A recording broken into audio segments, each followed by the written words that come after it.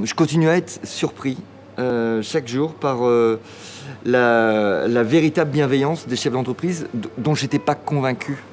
Je pensais que les chefs d'entreprise étaient pas une famille à part, mais qu'ils avaient une dureté.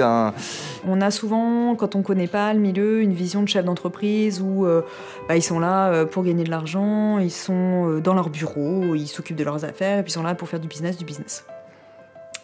Quand on découvre le fonctionnement de Réseau Entreprendre, où on se rend compte qu'ils vont être bénévoles pour aider d'autres personnes, d'autres chefs d'entreprise, donc ils vont donner de leur temps alors qu'ils en ont d'entrée de jeu pas.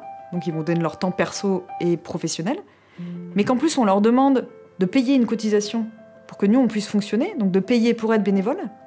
Là ça commence à devenir un peu, on se dit tiens il y a un truc qui est bizarre. Et en plus on leur dit le Réseau Entreprendre c'est pas un endroit pour venir faire du business. Et ça marche. Plus on s'engage, plus on est heureux, quoi. Voilà. Et chez Réseau Entreprendre on s'engage beaucoup. Et donc en fait un membre de Réseau Entreprendre, un membre qui vient chez nous, qui s'engage beaucoup, en fait, il est très heureux. Ce rapport d'étonnement, je l'ai surtout aujourd'hui en tant que président, parce que je me rends compte que c'est partout pareil. C'est-à-dire que partout pareil, chez Réseau, on est 14 000, on 9 500 chefs d'entreprise bénévoles, et partout, ce sont des chefs d'entreprise qui sont extrêmement engagés. Ce qui est assez impressionnant, c'est que lorsque on va dans une association internationale, on retrouve le même esprit que l'on peut trouver dans les associations françaises. Et c'est ce qui démontre en fait la force du réseau, le grand réseau sans frontières, Réseau Entreprendre. La première fois que j'ai participé à une telle réunion, comité de soutien pour un lauréat en difficulté, j'ai été encore une fois assez surprise qu'on se retrouve à 6 autour de la table pendant 2 heures ou 3 heures à écouter et à questionner en fait ce lauréat. J'avais été surprise finalement qu'il y ait autant de personnes qui consacrent autant de temps finalement à quelqu'un qui était peut-être en grosse difficulté, mais bon finalement qu'on connaissait pas quoi. Et ce qui me fascine toujours, c'est de voir l'enthousiasme des chefs d'entreprise pour aider les autres. Je suis toujours frappé de toute la capacité à créer, à initier, à développer que les gens ont. Souvent, ils sont à des tournants de leur vie. Et du coup, ça résonnait avec mon parcours. Et les gens ont envie de se réaliser et ont envie de prendre leur destin en main. Et souvent, c'est formidable quand les gens, après une phase où ils étaient dans des grands groupes, et ils ont l'envie de construire des choses ici, d'agir à leur manière, selon leurs valeurs.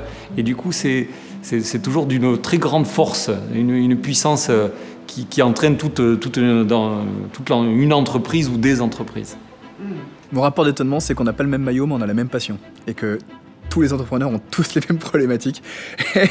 Et au final, on se croit originaux. Et en fait, on est tous les mêmes. L'étonnement, c'est l'énergie. Moi, ça me booste aussi.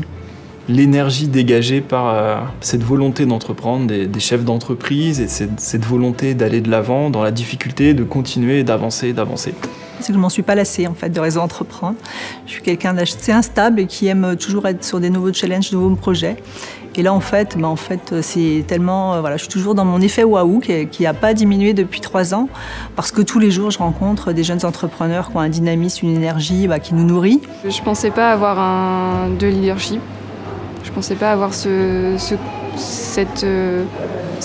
qualité à pouvoir gérer une équipe de personnes. Dès le premier jour, j'ai vraiment eu l'impression d'être sortie de prison, mais surtout d'avoir découvert tout un monde, un truc plein de couleurs. Mon premier rapport d'étonnement, et qui m'épate encore aujourd'hui au quotidien, alors que ça fait 16 ans, ce sont nos valeurs de base. Les 3 valeurs de base qu'avait instaurées André Mullier en 1986. Pourquoi ? Parce qu'elles sont toujours d'actualité. 16 ans après, elles sont toujours d'actualité. J'ai envie de dire même plus de 30 ans après, elles sont toujours d'actualité. Moi, ce qui m'avait marqué, c'est ça. C'est de dire, je veux aller au-delà de soutenir n'importe quelle entreprise qui va créer des emplois. Je veux mettre un accent sur certaines entreprises qui ont un intérêt pour la communauté qui soit plus fort. Et c'est elles que je vais choisir et c'est elles que je vais essayer de pousser le maximum pour qu'elles créent le maximum d'emplois. Et quand on fait des événements, on remplit les événements. Et un des très beaux moments, par exemple, de l'année dernière, c'est qu'on a fêté nos 20 ans. On a fêté ça à l'Espace Malraux, qui est le théâtre national de Chambéry. Et il y a 950 places. Et ben, on était 950. C'est incroyable le développement de cette bonne idée qui était à l'origine juste pour rendre au territoire les emplois qui avaient été détruits dans un territoire dans le Nord, Hauts-de-France. Ça s'est développé sur toute la France, maintenant il y a 10 pays. Et on pourrait se dire au bout d'un moment, bon, à quel moment ça craque, c'est trop grand, c'est trop gros. Bah non, en fait ça tient. Et ça c'est juste génial.